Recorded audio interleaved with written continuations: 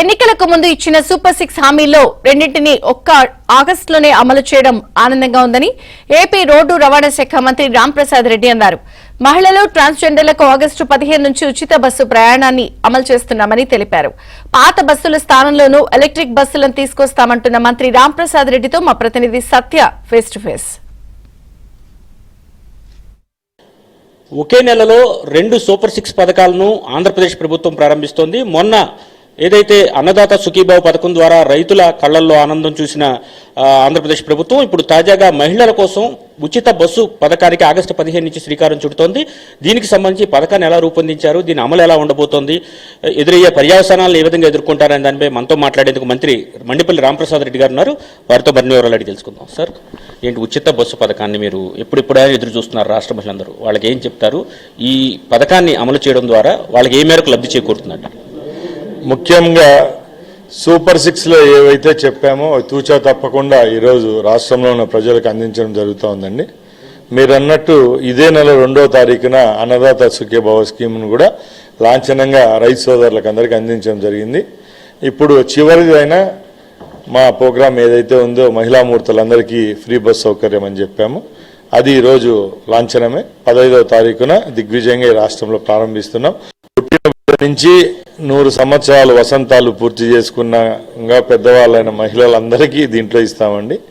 వీరికే కాకుండా ట్రాన్స్జెండర్స్ కూడా ఇచ్చేదానికి సన్నద్ధం చేశాం.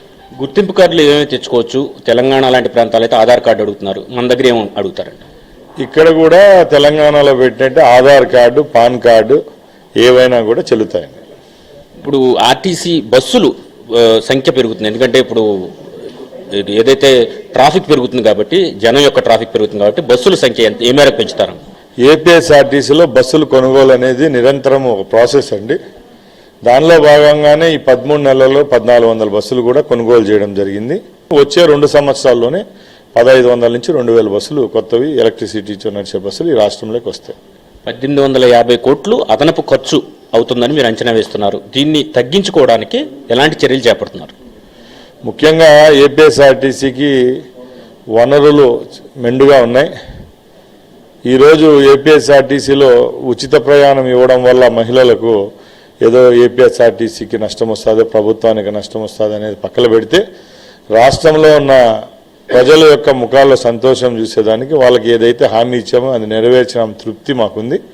ఈ ఉచిత బస్సు పథకాన్ని ఎవరు ప్రారంభిస్తారు? ముఖ్యమంత్రి గారే స్వయంగా ప్రారంభిస్తారు? ఎక్కడ ప్రారంభిస్తారు? ఆ ప్రోగ్రామ్ డీటెయిల్స్. 15వ తారీఖు అనే డేట్ అయితే చెప్పామండి. 6వ తేదీన క్యాబినెట్లో ఇది ఆమోద ముద్ర వేయడం జరుగుతుంది కాబట్టి 6వ తేదీన తెలియజేస్తాం. ఇతర రాష్ట్రాల్లో కంటే మెరుగ్గా ఈ పథకాన్ని మన రాష్ట్రంలో అమలు చేస్తామంటున్నారు.